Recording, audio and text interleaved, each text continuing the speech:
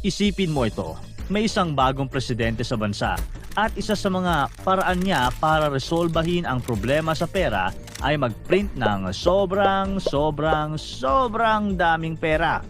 Sa unang araw, imbis na ayuda tulad ng sardinas at instant noodles ang ipinamigay, isang supot ng pera ang natanggap ng bawat tao.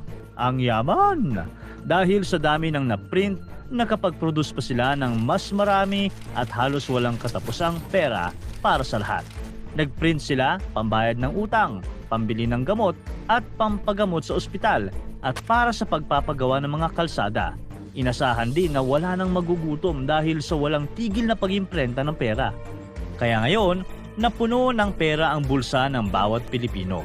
At kapag nauubos na ito, magpiprint lang ulit para tuloy-tuloy ang unlimited supply para sa lahat.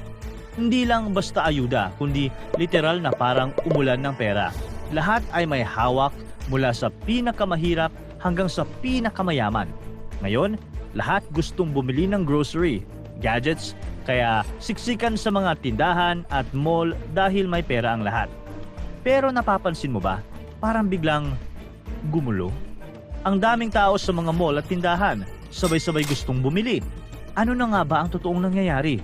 Walang ibang sagot kundi inflation.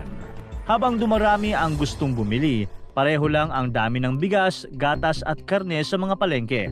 Hindi biglang nadaragdagan ang produkto, pero mas maraming tao ang bumibili. Ano ang resulta? Taas presyo. Biglang pumalo ang presyo dahil gusto ng mga tindero at negosyo na hindi sila maubusan ng paninda at sinasamantala rin nila ang dami ng perang umiikot. Lumipas lang ang ilang linggo, yung paborito mong burger na dati ay 50 pesos, ngayon ay 300 pesos na. Dati, ang isang tray ng itlog na 120 pesos, naging 600 pesos na. Yung isang kilong bigas na 40 pesos, naging 200 pesos. Ang pamasahe sa jeep na 20 pesos, naging 80 pesos. Lahat ng bilihin tumaas. Ang dating kaya ng 100 pesos mo na kung dati ay kasya na sa isang tanghalian, ngayon baka soft drinks na lang ang mabili mo.